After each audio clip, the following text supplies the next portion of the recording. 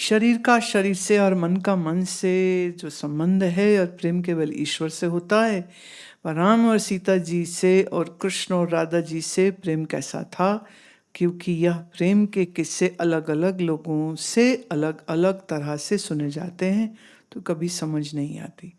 पहली बात है, हमने कहा प्रेम केवल ईश्वर से हो सकता है, तो दोनों ईश्वर ही तो है ना, ईश्वर से ही तो हो रहा है, मनुष्य से कहाँ हो रहा है कहीं से भी नहीं हो रहा। दूसरी बात यह है कि ऐसे ऋषिकाओं का, ऐसे अवतार पुरुषों के बारे में कोई भी टिप्पणी ऐसे ही नहीं कर देनी चाहिए। जो बहुत सी चीजें श्री कृष्ण के बारे में जो प्रचलित हुई हैं, वो समझ लो कोई 300-400-500 साल पहले कुछ एक नई ग्रंथ लोगों ने लिख दिए। तो जो मूल श्रीमद् भागवत है वो उससे मेल नहीं खाते। पर कहीं ना कहीं प्रेम के, भक्ति के मार्ग में क्या है, वो भावनाओं का बड़ा खेल होता है ना। तो वो भावनाओं में भक्त लोग कई बार वो अपनी एक्स्ट्रा लिबर्टी ले जाते हैं। तो कुछ चीज़ें ऐसी हैं जो शास्त्र अनुसार है ही नहीं, लेकिन समय के साथ वो जो प्रचलन हो जाता है, जो प्रचलित हो गया वही स्वीकृत हो जाता है। फिर जैसे फॉर एग्जाम्पल हम ये कह सकते हैं कि राधा और कृष्ण का जो प्रेम है उसका को मापदंड सिर्फ लुक्स नहीं है। और राधा जी यूं भी श्री कृष्ण से 8 साल बड़ी थी उम्र में। और सबसे जरूरी बात, श्री कृष्ण ने मात्र 12 वर्ष की आयु में तो गोकुल छोड़ दिया था। फिर तो वो मथुरा रहे हैं, मथुरा के बाद वो अपने गुरुकुल चले गए सांदीपनि के पास उज्जैन में। उज्जैन के पास वो स्थान है जहाँ श्री कृष्ण विद्यार्थी बन के रहे हैं सुदामा के साथ। अब देखो कहाँ मथुरा, कहाँ उज्जैन। तो राधा को तो वापस मिले भी नहीं है वो। और ऐसा कहते हैं कि कोई 100-125 साल के बाद कुरुक्षेत्र में जब सूर्य ग्रहण का उत्सव था, कार्यक्रम था, तो उसमें श्री कृष्ण भी आए द्वारिका से और राधा जी भी आई अपने घर से, और वहां पर जाकर के उनकी मुलाकात हुई। So there is a huge gap.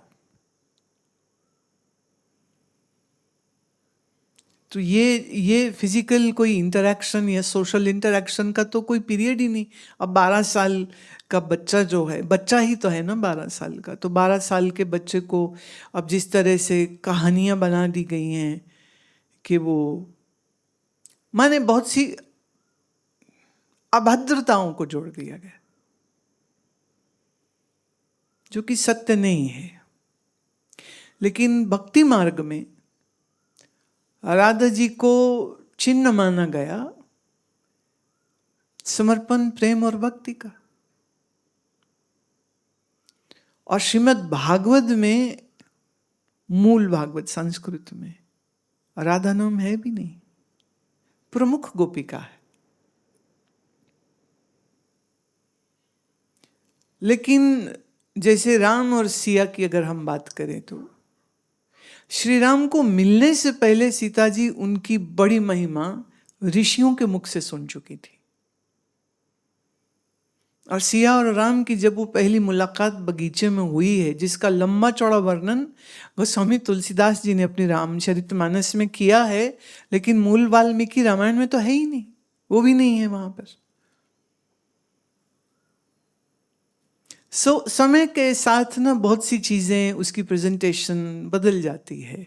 लेकिन हम ये कह सकते हैं, अगर हम रामचरितमानस को भी आधार मान लें, तो श्री राम के शौर्य, श्री राम के स्त्री के प्रति जो आदर, जो भाव उन्होंने माँ अहल्या के प्रति रखा था, ऋषि गौतम की पत्नी, और राक्षसों का वध उन्होंने किया था, तो ये कथाएं प्रचलित इतनी हो गई थी उस समय पर कि सिया जी को राम जी की महिमा मालूम है।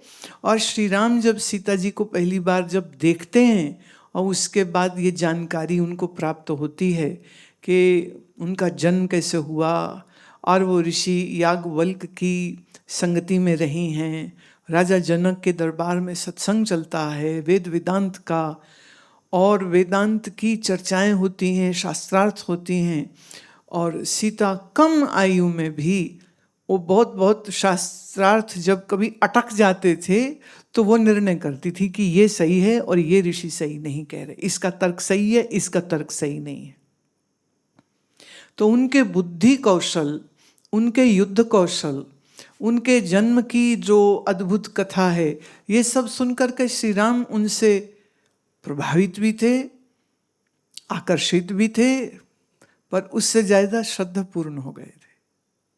माने ऐसी अद्भुत देवी हैं वो, ऐसी अद्भुत सशक्ता महिला है वो, कि जो हर चीज में दक्ष है, वो युद्ध कौशल हो, वो सौंदर्य हो, वो शास्त्र हो, वो ऋषियों की संगति हो।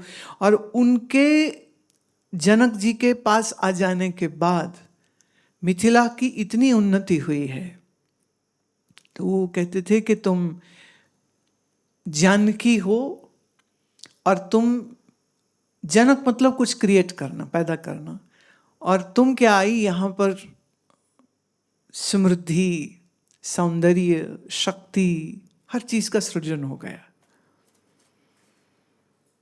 अब ख्याल करना, श्री राम का जो चरित्र वाल्मीकि रामायण में है और श्री राम का चरित्र जो रामचरितमानस में, उसमें एक कॉमन एलिमेंट है, और वो ये है कि वो अति वैराग्यवान, अति ज्ञानवान, अति प्रेमपूर्ण, अति करुण हृदय, अति सुंदर से भरे, सौंदर्य से भरे हुए, अति बलवान, अति शूरवीर, माने जितने गुण कह सकते हैं, सोचे भी जा सकते हैं किसी मनुष्य में, वो सारे के सारे श्री राम में हैं।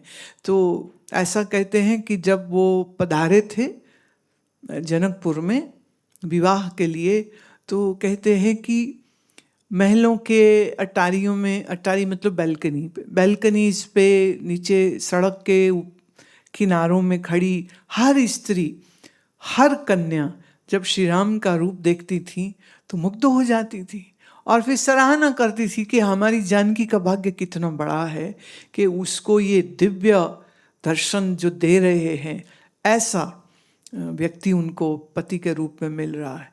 और फिर शंकर जी के उस धनुष का जो उन्होंने प्रत्यंचा चढ़ाई थी, उससे उनका बल और फिर शंकर जी का विशेष आशीर्वाद और शक्ति उनके पास है, ये भी बड़ी बात प्रचलित हुई। कहने का भाव ये कि हर स्त्री श्री राम को अपने लिए प्रेम से, भाव से चाहती हैं।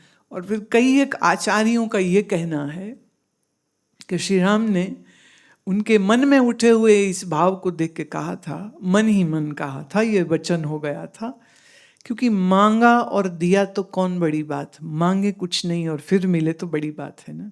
तो उन्होंने, आचार्यों ने ये कहा कि श्री राम ने कहा कि इस जन्म में तो मैं एक पतिनिष्ठ रहूंगा, पर फिर जब आऊंगा ना, तब तुम सबकी इच्छा पूर्ण होगी।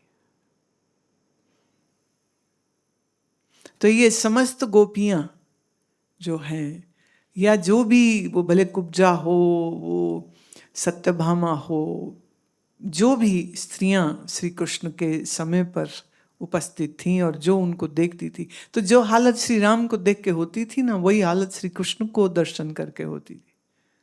तो श्री कृष्ण, उन्होंने कहा कि मेरे इस प्रेम अवतार में मैं किसी एक पत्नी निष्ठ के नियम में नहीं बंधा हूं। और याद रहे, श्री राम पहले हुए, श्री कृष्ण बाद में हुए, राइट। तो श्री राम एक पत्नी निष्ठ रहते हैं, और उनका रूप, स्वभाव, उनका गुण, शौर्य, प्रज्ञा, बुद्धि, शक्ति माने अद्भुत है। और विष्णु पुराण के अनुसार दोनों ही विष्णु का अवतार है, और इधर सिया हों तो वो लक्ष्मी का ही अवतार है। तो भाई फिर ईश्वर का ईश्वर से ही तो प्रेम हो सकता है, जैसे ऋषि का ऋषि से ही प्रेम हो सकता है।